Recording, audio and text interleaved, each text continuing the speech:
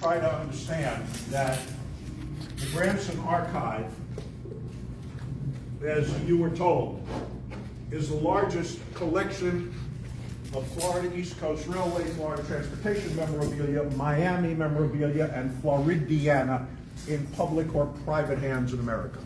And you say, but Seth, how can that be? You're one person. Yes, but you have to understand, I may be one person, but I'm also America's senior collector in those four categories. In 1957, I started taking photographs at our FEC railway station in downtown Miami.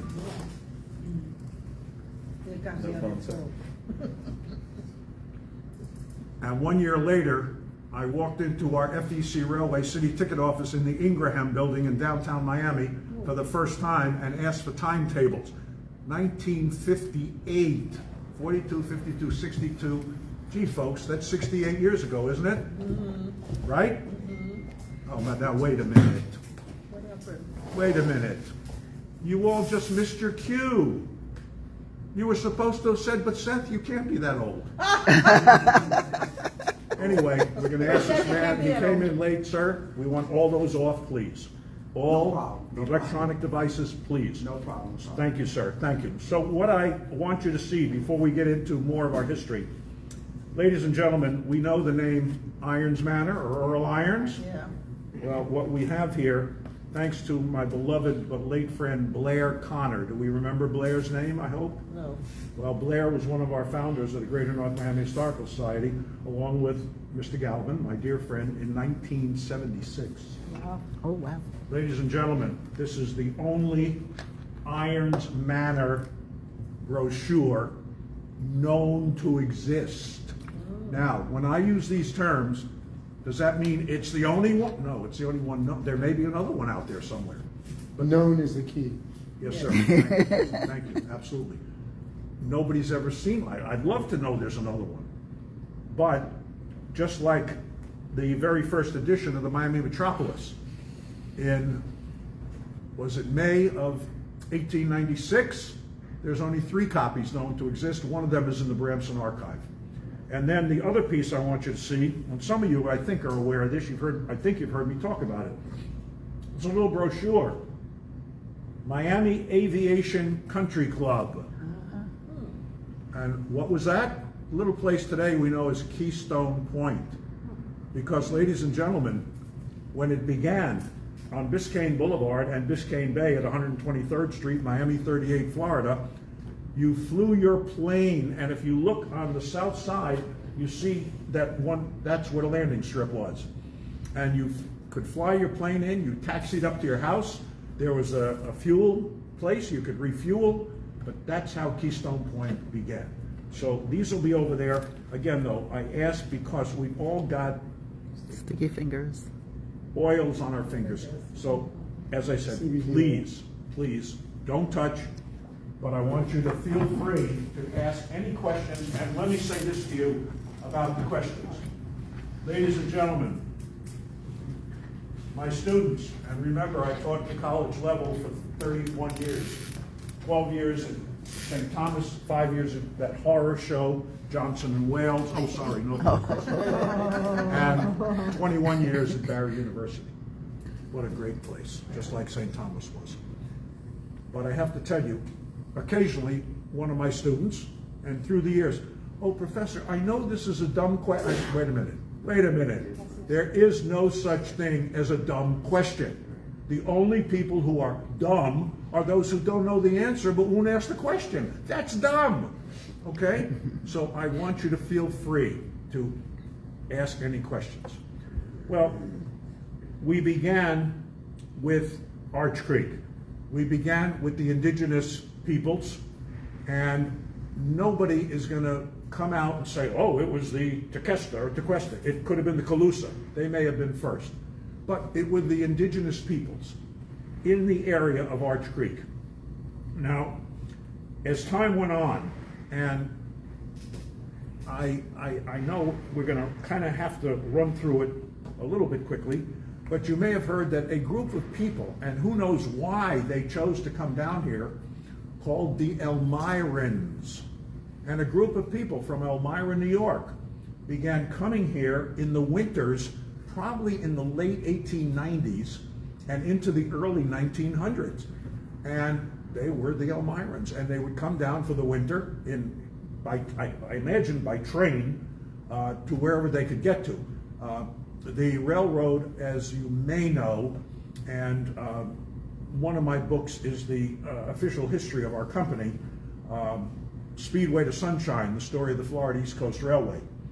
And on that note, I have to share a little story with you that people seem to enjoy, because our former president of the railroad, Jim Hertwig, when I was giving my talk on our history, anywhere as far south as New Smyrna Beach, our headquarters in Jacksonville, and Jim loved to come down because he loved to introduce me. And he would get up in front of the audience, and if it was now and it was here and he was with us, he would want to introduce me here. Because he'd get up in front of the audience and he would hold up one finger, not this one, this one. And he would say to the audience, ladies and gentlemen, I want you all to know that Seth is number 1. And everybody's looking at him. What the hell does that mean? And then he would say, Seth is number 1 in a field of 1. And then he would explain that I'm the only person in the country who bears the official title of company historian with an American railroad, and my book, which we'll have over there, Speedway to Sunshine, the story of the Florida East Coast Railway, is our company's official history. I have written 5 histories of the FEC, including it's simply the greatest railroad story ever told, Henry Flagler and the Florida East Coast Railway's Key West extension. And what a story that is. But be that as it may. So the railroad is extended. Now, we have probably heard the stories of the barefoot mailman, and there are a number of people who were able to come down here on the trail, and we've got the information on the trail that came down here. And we also know that during the Seminole Indian Wars that there was a Fort Dallas, and so there was traffic, not traffic by automobile, of course. So eventually, though, you had the desire of people who wanted to form a municipality. And again, you know, we can't cover every inch of it, but we want to at least go over the important facts. And so what occurred, and I think you'll enjoy hearing this part of it, is that, and we don't go into the story tonight, we do on the history of the railroad and the history of Mr. Flagler, about how the railroad was extended to Miami. And the one thing I'll tell you, you probably have heard the fable, the fairy tale, which I mentioned already, the Julia Tuttle story, which is completely false. Not one iota basis in truth or fact. Not one. Because how did the railroad come to be extended? Because after the Great and Terrible Freezes, Mr. and Mrs. Brickell wrote to Mr. Flagler, which they had been doing, and so had Mrs. Tuttle, to extend the railroad. Whether it was him or Henry Plant, there's no reason to extend the railroad. There's no traffic, no business. But after the Great and Terrible Freezes, the Brickells wrote first, if you'll extend your railroad to the shores of Biscayne Bay, we will give you half of our holdings south of the river. That river, of course, being the Miami River. Julia then wrote and said, if you will extend your railroad to the shores of Biscayne Bay, I will give you half of my holdings plus north of the river, plus 50 acres for shops and yards, if you will agree to build one of your great hotels. And one of the books I'm working on right now is titled Jewels in the Sunshine. Ladies and gentlemen, it is not the story of Florida's nudist camps. Jewels in the Sunshine, the Flagler System hotels. And so the agreement was reached, and all the paperwork was done and signed. And then, at a given point, as you may know, when a railroad was extended, the various governments, state or federal, would give the railroad alternate sections on either side of the track. How big is a section? 640 acres. So for every mile that Mr. Flagler would extend the railroad that was government-owned, he would get 640 acres, a section on either side. Well, what occurred was that some of the land coming down from West Palm Beach was privately owned. And I think some of you will know this name because Mr. Flagler's land commissioner was James Ingraham, the Ingraham Building in downtown Miami. And Mr. Ingraham, very astute man, went to Mr. Flagler and said, Mr. Flagler, I'm having a bit of a problem. Yes, we're getting the sections, but there are some pieces of land privately owned, and I can't get those people, some of them, to sell us their land because they won't sell the land unless we promise to build them a station. And Mr. Flagler said, in his astute insightfulness, well, you absolutely go and tell them. Of course we will build them a station. We won't stop any trains there, but we'll build them a station. And so that's how a number of the places. And when you have a chance, one of the pieces of paper with the Florida East Coast Railway heading, letterhead on top, incredibly enough, it names each of the stations in what is today Dade County. Because remember that Dade County at one time started in the middle of the Florida Keys. Included all of today's Miami-Dade, Broward, Palm Beach, and Martin counties. And so eventually Palm Beach County broke away in 08, Broward in 13, Martin County in 25. But think of the enormity of Dade County. All right, so we have people now coming, Earl Irons, Arthur Griffing, and many others.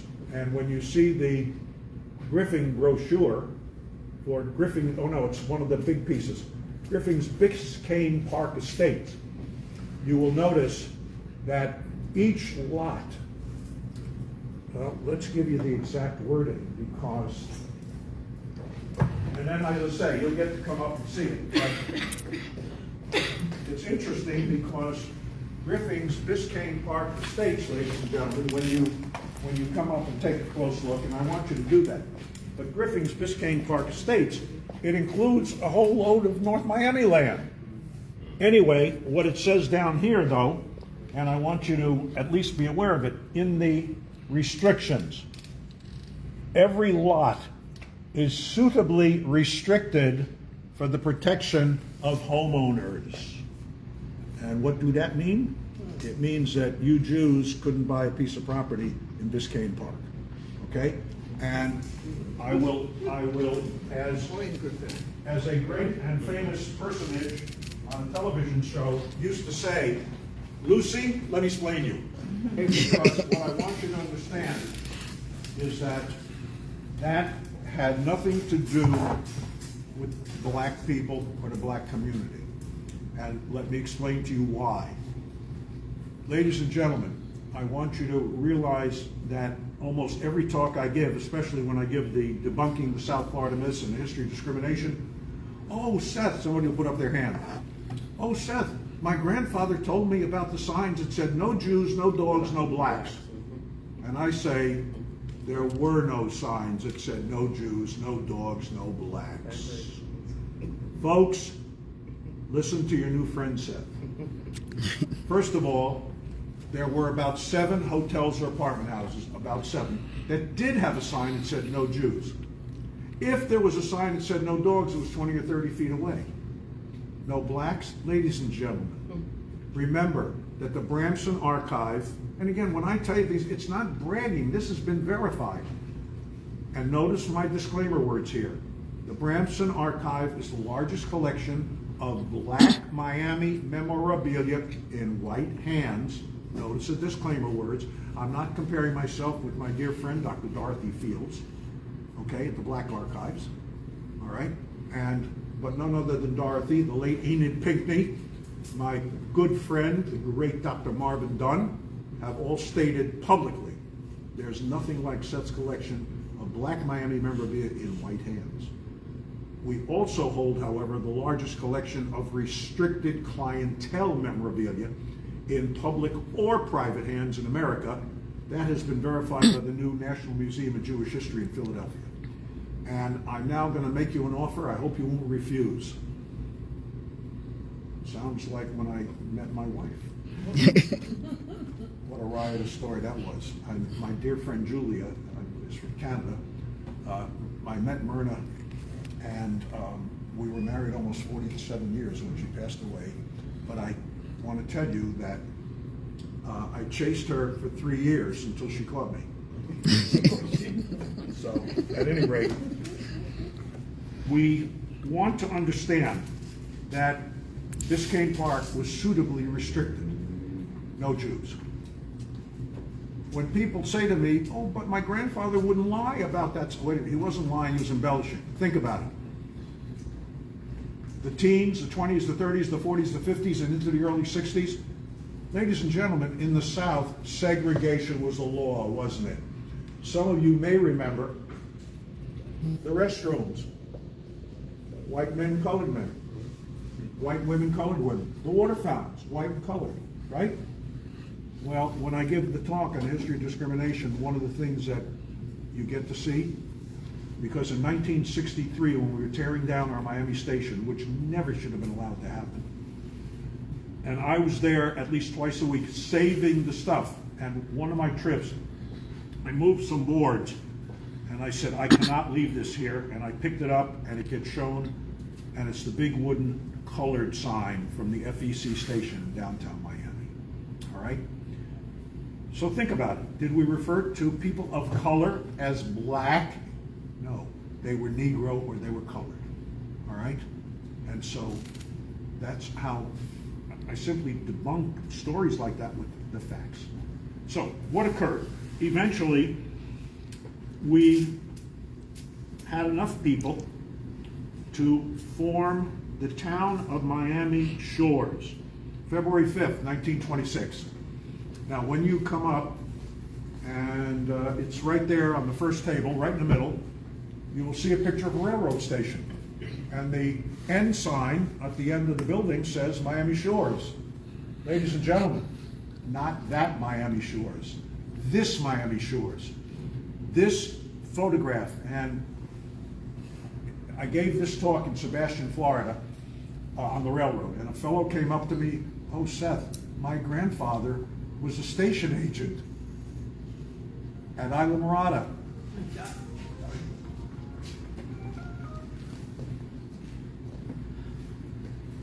At Isla Mirada, and at Dania, and at Miami Shores.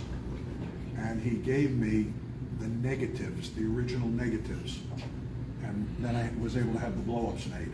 Oh. So this is our station at today's 125th, and the tracks.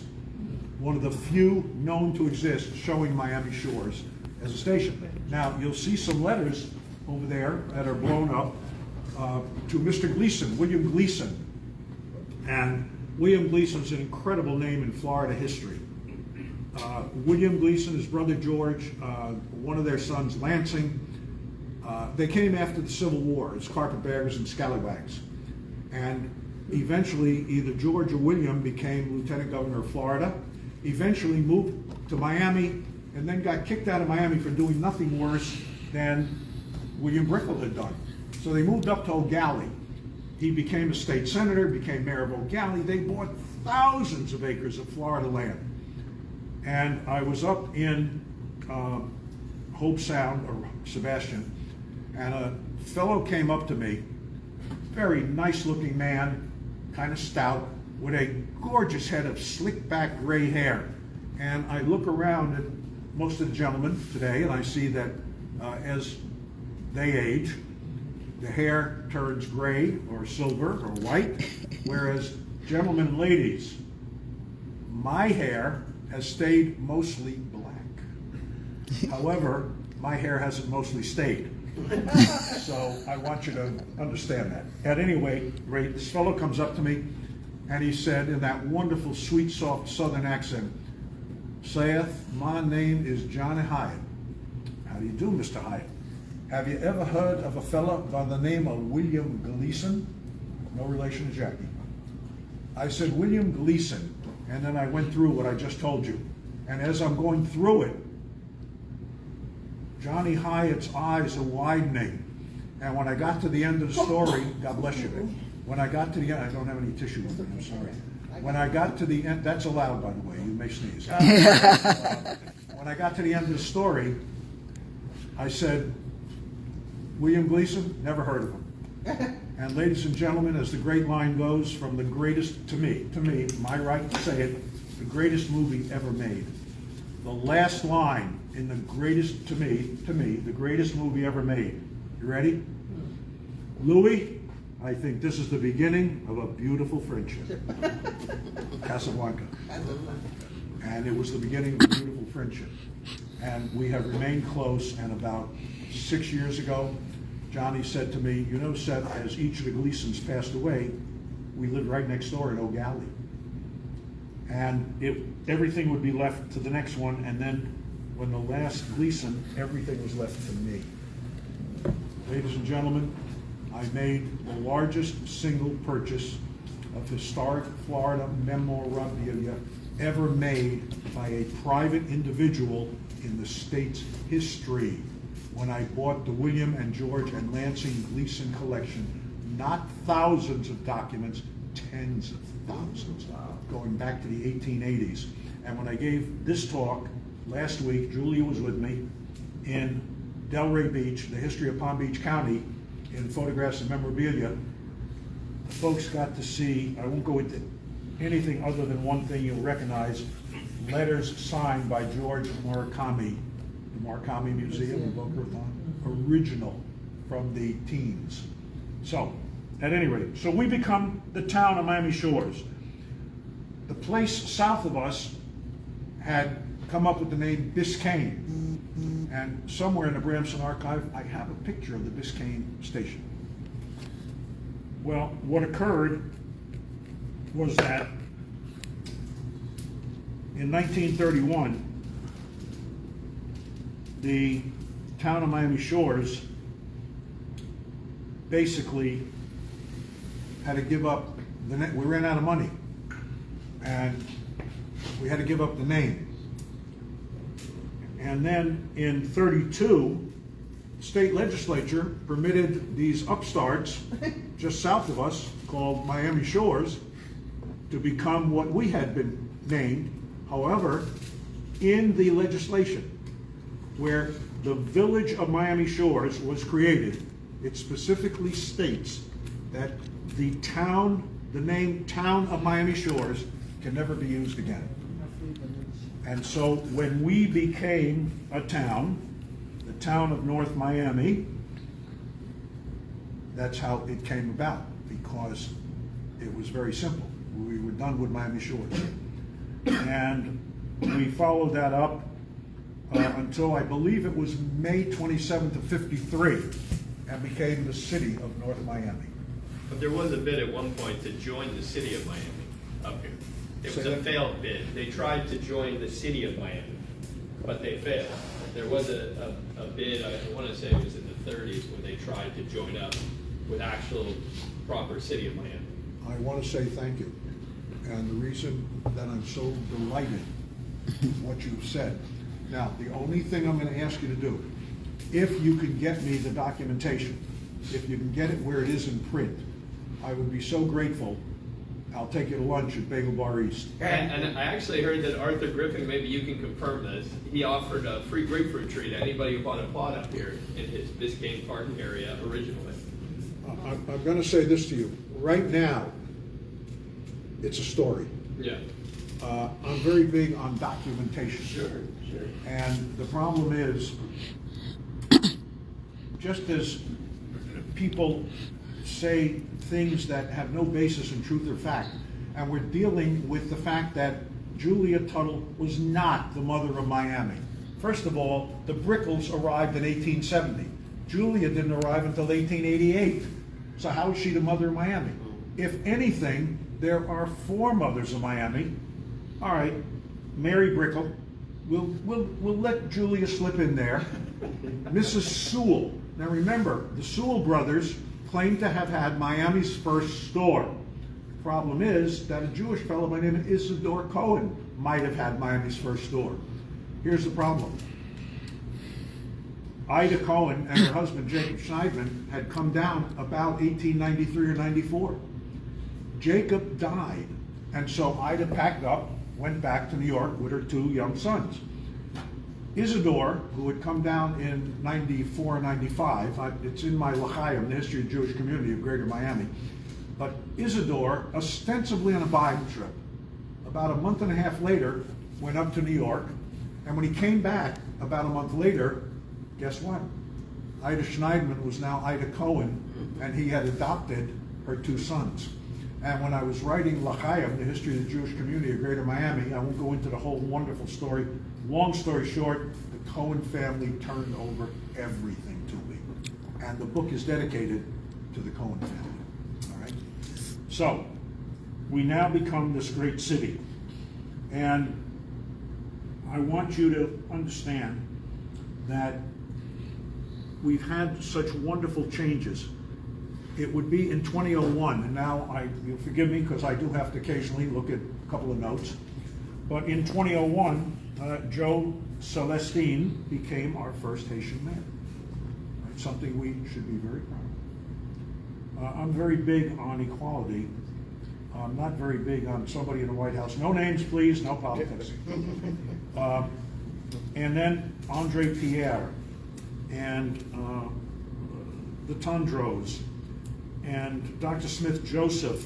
In 2019, Philippe Ben-Aimé, I understand he's in a little trouble right now. Yes. But, you know, stuff happens. So what I want you to understand, and if you don't mind, may I sit down? Yes. Ladies and gentlemen, I want you to understand that this is a great city. And I want to get back to what this nice gentleman has been brought up and how grateful I am. So let me make this clear. At some point, North Miami annexed what today is called, not Aventura, Sunny Isles Beach. Not the whole thing, a piece of it. And we ran out of money and we had to give it up. And then North Miami Beach did the same thing, and they had to give it up. So that we have the factual, and not your, I'm not, yours is absolutely, I'm pretty sure it's, but I gotta see the documentation. Please try to get it to me. I'd be very appreciative because that'll be in the book. And folks, unlike... This is a trap, right? You're trying to get me to take out my phone? Let me tell you something. Not this time, Seth. Not this time. I love people with a sense of humor. It's just great. And, you know, I know I'm hard with these. Please understand, because I've been at talks and presentations, and people's phones are going off, and they're and it's not right. It's not fair to the presenter, you know. But questions, always. And I always want you to feel free to ask questions. So, yes, there's so many things that we will hone in on in the book, and that's why I brought this great stuff. And one of the things you're going to see up there, and I was gonna wear it, but it's a pin. The pin is awfully big. I didn't want to go through the shirt. Is Go Constance Pioneers. Our high school was Edward L. Constance High School, and what you're going to see is, I'm not going to tell you it is the largest, but I think it's the largest collection of Constance High School memorabilia that exists. So, ladies and gentlemen, I want you to think about our centennial. I want you to recognize and understand that unlike Miami's walking fountain of misinformation, no names please, we're British, I give credit for anything that you provide that I use, because you're entitled to it. You deserve it. And with that, ladies and gentlemen, I'm going to tell you how much I appreciate your having been with us tonight. I want to also tell you that I want you to be well and stay safe. And above all, and as we say in South Florida, thank you for not shooting, and have a Miami nice day.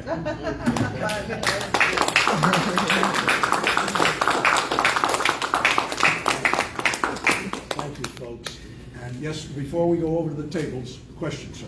Yeah, can you explain a little bit more about the 1926, obviously, the town of Miami Shores, but the 1931, what do you mean that they lost the right to the name because they didn't have money, they went bankrupt? Can you Basically, explain that it a was little bit better? basically a question of basically running out of money. So that, Yeah, and then in 32, Miami Shores became the village, took the name, Village of Miami Shores. And so when they did it, the name Town of Miami Shores could never be used again. So that's when we came up with the Town of North I Miami. understand that, but why did they lose the name? They ran out of money, but what, did the Well, bankrupt, I mean? It was, a great question. Yeah. Great question. And again, Lucy, let me explain you. Yes. It had to do to no small part, and I want you to think that I have to bring up something terrible. Champlain Towers, the building that collapsed.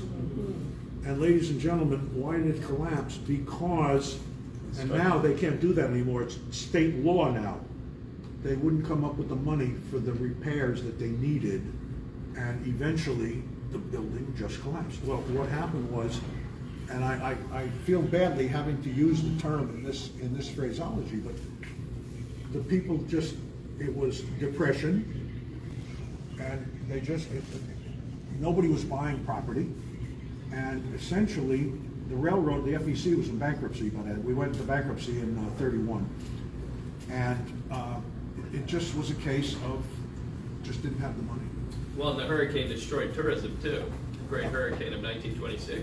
I'm sorry, say that again? The hurricane destroyed tourism in the following years after all the people died in 1926, right? I wanna absolutely confirm. I got that, but again, they went bankrupt and they lost the right of the name? Basically, here's what I want you to do, and I don't think I have it with me. One of my books is titled Boulevard of Dreams, not of Broken Dreams, a pictorial history of El Portal, Biscayne Park, Miami Shores, and North Miami. And if you give me a call, you come over to Bramson Archive in Miami Shores, we'll go through it and we'll find the pages where it tells exactly how and why it happened. And you know, I always want to have every answer for you, but sometimes I just can't remember. You don't have that book, I managed not to bring, I have other books He has it there at and I'll home. take them out, but I but don't. you have for sale, or you just have that book? No, I have some copies at the house for sale. Stop lying. Oh, you have yours? No, you still have to give it to me. What's that? I bought it, anyway, you still have it. I haven't had time to go buy your own. Well, why don't you, so I give Yeah, you. I will. I'll give you right home tonight. One thing though that I'm gonna tell you. People will say to me, Seth, will you sign my book? And the answer is no. No, you won't sign my book? No. President Clinton signs books, ladies and gentlemen. I inscribe them. I'd be delighted to inscribe your book. Thank you, I'd love to have that book. You taught me a lot last time. Good. Any other questions before we go to the table? Yes, I have a question. I was online a few months ago, and it was talking about the history of Florida and things like that, and it mentioned that Miami Shores, right? That Miami Shores was a swamp that they actually cleared the water out of in order to build up and and to develop it. So I'm just curious, when they said online Miami Shores, are we talking about Miami Shores, right? Oh, Miami Shores. Or are we talking about this Miami Shores, about flooding and clearing the swamp? With all due respect, Yeah. neither.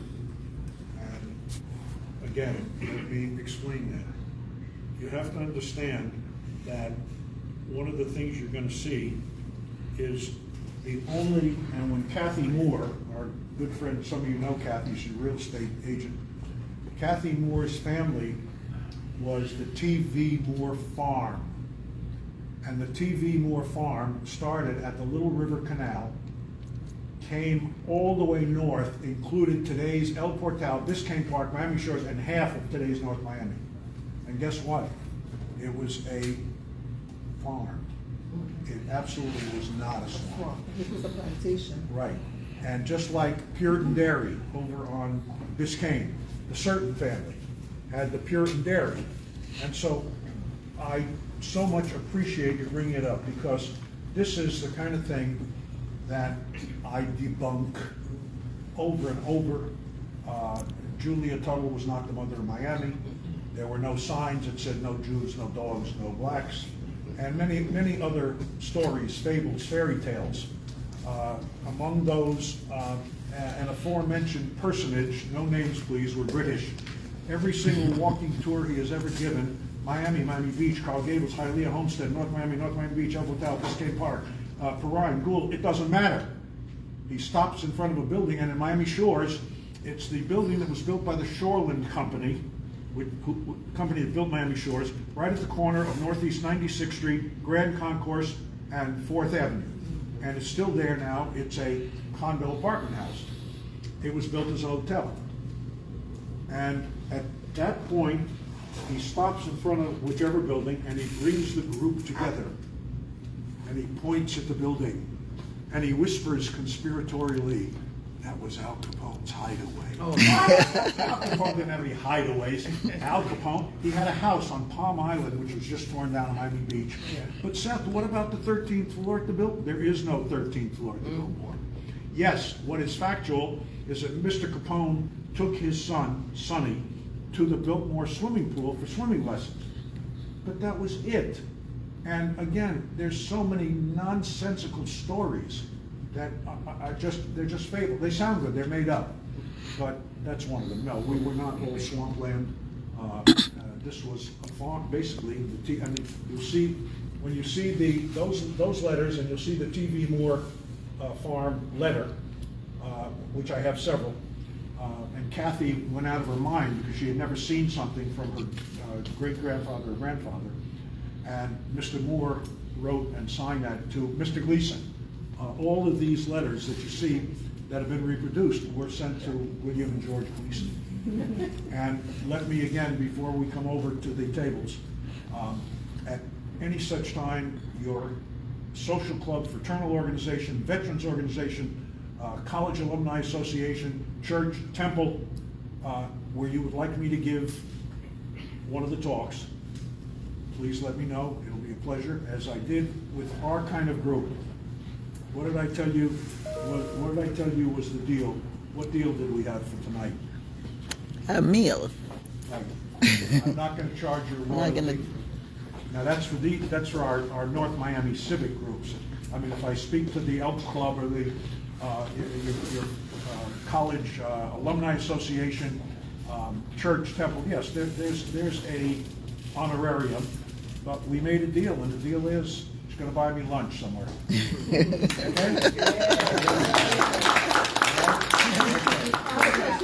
Yes, ma'am. Every time you say Miami Beast, and I only think of Jackie Gleason. Yeah, Are they related? no relation at all. No relation at all between Jackie and the rest of the Gleasons. And remember that I had the great pleasure talking to the only living former New York Gaslight Club, and the Playboy clubs came out of Gaslight. That's another story for another time. And Playboy Club Miami general manager. And so every time I would bring Myrna to the Gaslight Club, my head Gaslight girl would say, "Myrna, you've got to become a Gaslight girl." And Myrna would say, "Ann, I can't. I'm a teacher. I teach in Miami Beach." And he said, "Don't worry, Patty will be healed up, but no problem." She was terrible. And so one of my regulars came and said, "Seth, they're looking for a GM at the New York Gaslight Club." Playboy to clubs came from Gaslight. The bunny outfits and the Gaslight girls' costumes were exactly the same, the bathing suit and the high heels, but Hef and Arnie Morton added the bunny ears and the tail. And I became very close with Arnie. I got all the dirt, all the stories. That's another story. Anyway, so would you go to New York? Would you be interested in the Gaslight Club? Absolutely. So I go up to New York, and I go for my interview, and I go up to the second floor to Theodora Bar to wait for the interview. And we, not we personally, but I know most of you remember, know that the slogan for prohibition was, "Drink is the curse of the working classes." Because prohibition, no alcohol, right? Great. So I'm sitting at the Theodora, I'm waiting for, and I look up at the sign over the bar, and the sign says, ready? work is the curse of the drinking classes. I said, I like that. But at that point, I got to go to the restroom. So I go around to the men's room. I walk into the men's room. Ladies and gentlemen, I am not exaggerating. I walk in, I'm stunned. The urinal was a brass cast iron bathtub on crow's feet, whatchamacallit, crow's feet, not brass, but, you know, not gold, but anyway, with pipes attached. And I'm looking at this, and it's mounded with ice because, you know, and pipes attached. And then I look at the sign over the brass cast iron bathtub with the crow's feet, and the sign says, are you ready? The sign says, "These ice cubes are hardly ever used in our drinks." And I said, I gotta have this job. And Myrna and I were married at the New York Guest House. Okay, so, yes. Well, yes, there's a question. Because it's the same idea as why at any of my talks, you'll never hear me talk about religion or politics. And I think that to come up with a story, when we've got all these great neighborhoods here, Keystone Point, San Souci, our neighborhood, I love them all. And then when we look around, and we look at the various neighborhoods in many of the cities that have been mostly preserved, I just think it would create An issue. Thank you. So which is your favorite city? I mean, forget about which is the most preserved. Well, since you said which is my favorite city, Or not city, town, yes. well, I will tell you this. I was on a Zoom today for over an hour because in April, we are going to do a Cornell University alumni-wide Zoom on local history and Ithaca history. And so, I don't want to say Ithaca, but it's just, remember, we moved to Miami Beach when I was 2 years old. You know what, Ithaca, New York? Ithaca, New York. Yeah. Have you been there? I was- I'm from New York as well, but Yeah, I find it strange that you would go all the way back to that. Oh, yeah, well- But it makes sense though. Well, remember that I was the first, I had one term at FSU in Tallahassee, and 4 terms at Miami, all of which were horrible. But no. when I came back from Tallahassee, I went right to work at the Fontainebleau. Oh, with the two. And I was there for 4 years. When I left, I was assistant director of entertainment, program coordinator for the social staff, head counselor, and editor of our Entree New, the hotel's guest newspaper. And after the 4 terms at UM, I was going to quit school. And my vice president at the Fontainebleau, the late great Lou Rogers, said, "No, you're not going to quit. You're going over to Dade County Junior College. They're starting a new program in hotel, motel, and food service management."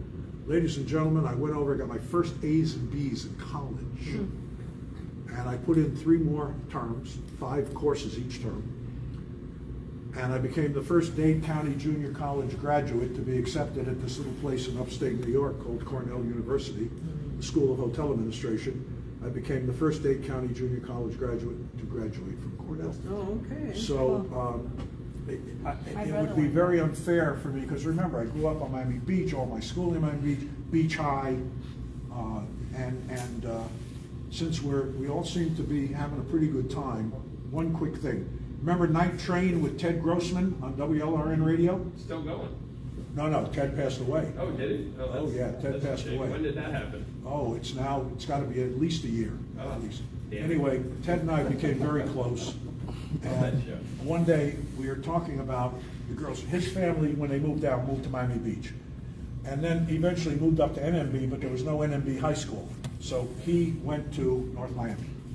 Anyway, one night, we're out with Myrna and whoever, and he says, "Oh, all them Beach High girls are all so stuck up." Wait a minute, Ted, wait a minute.